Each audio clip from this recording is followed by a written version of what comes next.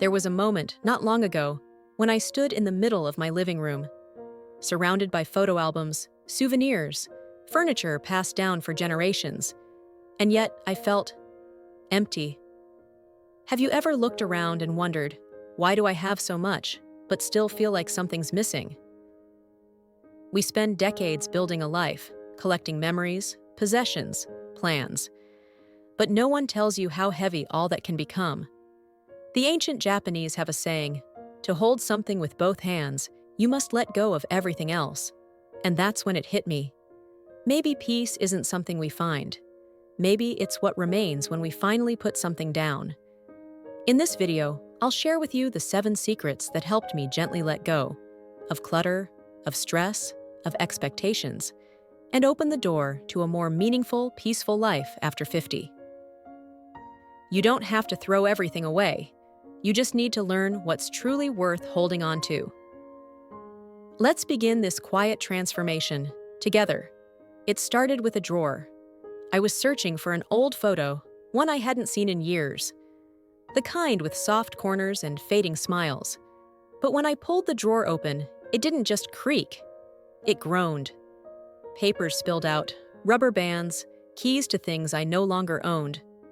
Receipts from grocery runs in 1997. I sat on the floor, surrounded by things I didn't even recognize.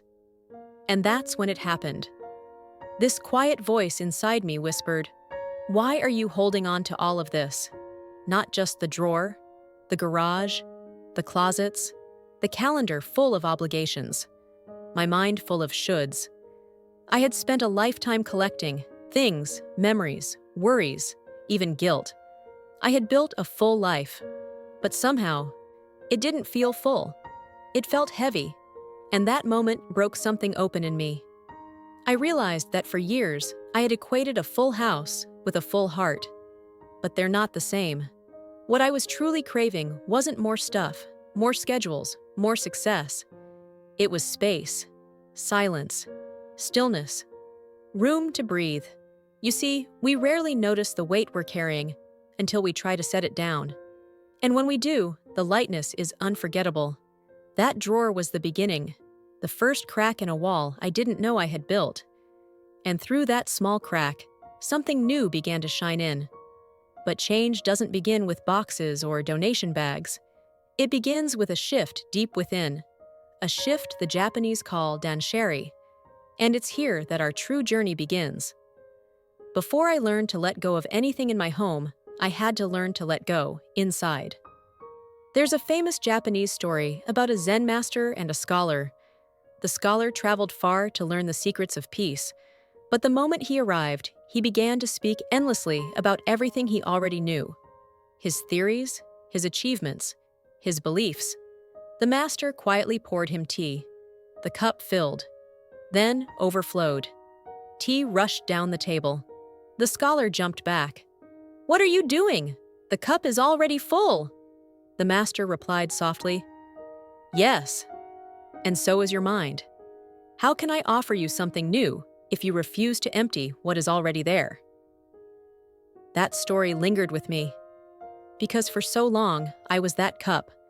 I was full of old habits, old fears, old expectations about who I was supposed to be, full of objects I kept just because they had been there for years, full of responsibilities I accepted long ago, even after they stopped serving me.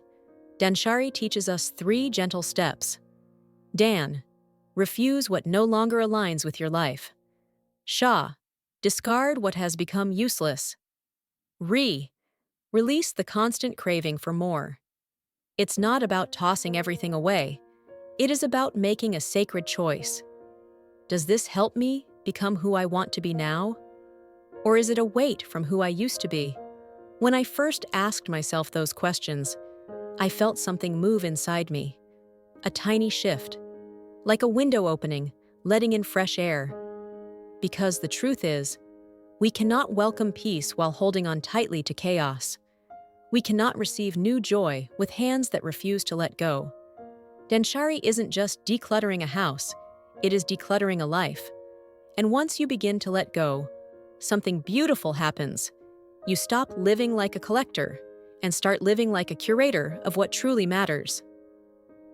Let's explore that transformation in part 3. After Danshari, my home began to feel quieter, but it wasn't silence I noticed first. It was space, empty shelves, open corners, drawers that slid without resistance. At first, I thought I'd feel the urge to fill them again. We're conditioned that way, to believe space means something's missing. But instead of panic, I felt peace. Because for the first time in decades, I was choosing. Not just keeping, not collecting, curating. In museums, a curator doesn't display everything. They select each piece with care, asking, does this belong? Does this elevate the experience of this space? I started asking the same about everything in my life. Do I need 10 coffee mugs? Or just the one I reach for every morning? The one my daughter gave me on my 60th birthday? Do I need a closet full of someday clothes? Or a handful of pieces that fit well, feel good, and carry memories worth wearing? It wasn't just about stuff. It was about energy.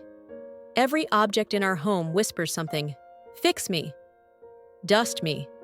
Use me. Look at me. And over time, all that whispering becomes noise. But when you choose quality over quantity, presence over pressure, you quiet the room. And what remains feels sacred. One day, I replaced 12 cheap pens that never worked with one beautiful fountain pen. And somehow, the act of writing became something joyful. That pen didn't just write letters. It reminded me, I deserve things that serve me well, and I don't need more, I need better. That's the secret no one tells us. You don't need more storage. You need better stories. But even the most meaningful items lose their power if they're buried in chaos. So next, let's talk about how intention, not perfection, can restore peace to your everyday life. It's time to meet a quiet but powerful practice called seaton. They say clutter is just delayed decisions. And for most of my life, my home was full of them. The pile of unopened mail on the kitchen counter, the mystery charger in the junk drawer, the bills I meant to file, the notes I wrote to myself but never read again. Each item whispered, you're behind, you forgot, you failed. It wasn't just clutter, it was shame. But I didn't see that until I discovered seaton. Seaton is the Japanese art of intentional organization, not rigid rules or perfect labels, but something softer, wiser. A place for everything, a reason for every place. One day, I chose one single drawer, the worst one. The black hole of batteries, scissors, expired coupons, pens that never worked. I emptied it completely, wiped it clean. Then asked, what actually belongs here? I only put back what I used often, what I loved, what made sense. And then, I closed it. It slid shut smoothly, and I cried. Not because of the drawer, but because something shifted inside me. For once, I felt in control of my space. We underestimate how much disorder drains us. Every time we lose our keys, every time we double book appointments, every time we can't find that one paper, it's not just inconvenient, it's exhausting. But seaton taught me that order isn't about being neat, it's about being free. When everything has a home, your mind doesn't have to hold it all. Your home becomes a quiet partner, reminding you, you've already thought of this, it's taken care of. And most surprisingly, organizing didn't just save me time, it gave me peace. The kind that doesn't announce itself loudly, but waits quietly in the background, like a well-made bed or a calendar with space to breathe. But even the most peaceful home can't protect you from too much. Too many new things, new commitments, new distractions. That's why the next secret isn't about cleaning. It's about guarding the peace you've just reclaimed, with one simple rule that changed everything for me. One in, one out. I used to think I needed more shelves, more bins, more baskets, more storage solutions. But what I really needed was boundaries. We live in a world that praises accumulation. Buy one, get one free. Limited time offer. You deserve this. And for decades, I believed them all. That's how my closet filled with shoes I never wore. How my kitchen collected 5 spatulas and 3 can openers. How my calendar bloated with lunches I didn't want. and favors I couldn't say no to. Until one quiet morning, I heard a new voice, one of my own making. For everything you add, something must go. One in, one out. It sounded simple, too simple. But that first time I tried it, something shifted. I bought a new blouse. Instead of hanging it up and closing the door like always, I paused. I looked at the row of tops I hadn't touched in years. I chose one, folded it with care, placed it in a donation bag. And I felt lighter. Not because I had more space, but because I had made a decision. I had practiced agency. I had broken the spell of endless adding. One in, one out became more than a rule. It became a quiet practice of respect. Respect for my space, respect for my time, respect for my peace. If I brought home a new book, I donated one I'd finished. If I said yes to a new commitment, I released something that no longer aligned. And something beautiful happened. I started to hesitate before buying, before saying yes, before filling up, because I now understood every yes to something new is a no to something I already have. The world won't stop offering more. But now I've learned to pause, to ask, is this worth giving something up for? And more often than not, the answer is no. But letting go isn't only about space, it's about grace. The next secret is a gentle invitation to release another burden we all carry, the burden of perfection. Let me show you how a cracked mug, a worn-out chair, and an old scar on my heart taught me the beauty of Wabi-Sabi. There's a mug in my kitchen. It's chipped on the rim, and the glaze has faded after years of washing. By all modern standards, it should have been tossed long ago. But I keep it, not in the back of the cabinet, but right at the front, because that mug has been with me through every quiet morning, every journal entry, every soft beginning. And somehow, the crack made it more beautiful. That's the heart of Wabi-Sabi, a Japanese philosophy that finds beauty in imperfection, impermanence, and incompleteness. It teaches us to stop chasing flawless and start honoring the real. The weathered wood table with marks from holiday dinners, the wrinkled photograph with a corner missing, the mirror that reflects not who we were, but who we are, now, scars and all. You see, for most of my life, I believed beauty meant new, that I had to look a certain way, achieve certain things, keep my house spotless, and my smile ready. But somewhere along the way, the cracks started to show, in my body, in my relationships, in the plans that didn't unfold as expected, and I tried to hide them. Until Wabi-Sabi whispered to me, "You don't need to fix everything to be lovable. You are not broken, you are becoming." So I stopped sanding down my story. I let the softness in. I began to love the sag in the couch where my grandchildren curled beside me, the lines on my face that held 1,000 sunsets, the journal pages ink-stained with grief and hope. Wabi-Sabi taught me something I wish I had learned sooner, that life isn't about looking new, but about being true, that when we stop polishing, we finally start shining. And once I embraced the imperfect beauty of what I already had, something in me slowed down. I no longer rushed to fill every hour or silence every stillness. Instead, I began to design moments of peace, on purpose. That quiet sanctuary is what the Japanese call sajaku. And in the next part, I'll show you how just 15 minutes a day can become the most powerful part of your life. There was a time when I woke up and reached for my phone before I even reached for my breath. Emails, news alerts, text messages. The noise began before the sun even touched the sky. And my day, before it had even started, already felt lost.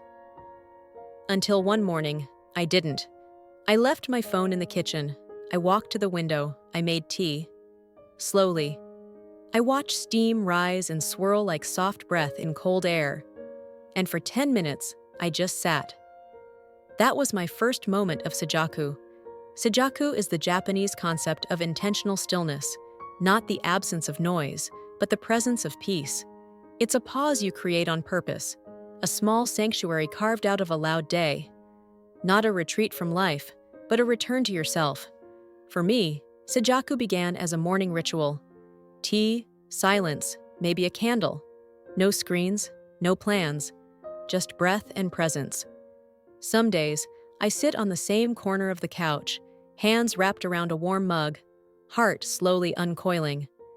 Other days, it's a short walk without headphones or folding laundry with soft music playing. These moments don't shout, they whisper. And in those whispers, I began to hear things I hadn't noticed in years. The sound of birds outside, the creak of old floorboards, my own thoughts, unrushed and unfiltered. What surprised me most wasn't how peaceful it felt, but how powerful it became. Sajaku didn't just calm my mornings, it changed the way I moved through the day. I became less reactive, more present, more kind, because I had anchored myself, not in doing, but in being. In a world that runs fast, stillness becomes a radical act, and when you choose it, even briefly, you remind yourself that you're not just a machine made to produce. You're a soul that deserves space, and once your hands are no longer full, your calendar no longer crowded, and your spirit no longer scattered, you begin to ask, now what? What do I do with this time, this space, this clarity? The answer, my friend, is the most beautiful secret of all. Let's talk about what it truly means to be rich, not in things, but in experiences. After months of clearing, pausing, letting go, my home was quieter, my mind gentler, my calendar lighter. And then one day, I asked myself, what now? What do I fill this space with? What do I do with this time I've reclaimed, this life I've slowly, lovingly unburdened? The answer came in the form of laughter, shared over dinner, under string lights in the backyard, with friends who brought nothing but stories and open hearts. That night, I felt rich, not because of what I owned, but because of what I experienced. In the West, we often measure wealth by accumulation. In the East, and especially in Japanese philosophy, richness is measured by connection, presence, growth, joy. And after 50, that truth becomes undeniable. The things we once chased, the titles, the gadgets, the just-in-case items, start to fade in meaning. What stays with us are the moments. The afternoon you learned to paint, the trip you took with your sister, just the two of you, for the first time in decades, the Sunday morning you read a poem aloud to someone you love. These are the treasures no one can take. They don't collect dust, they don't need batteries, they don't end up in storage. They live inside us, growing richer over time. So now I ask myself a new question before every purchase, every plan. Will this become a memory, or just another thing to manage? Most of the time, I choose the memory. Because I've learned, a rich life isn't built by adding more. It's built by seeing more in what you already have, and choosing again and again to be present for it. Final reflection and call to action. So today, I invite you to ask yourself, what could you let go of to make space for what truly matters? Start with a drawer, a morning, a single cup of tea, and slowly, gently, you'll find your way to a life that feels full, not of things, but of meaning. If this journey spoke to your heart, I'd love to hear what practice you want to try first. Share it in the comments. Let's inspire each other to live more simply, more intentionally, together. Because after all, it's never too late to start living lightly.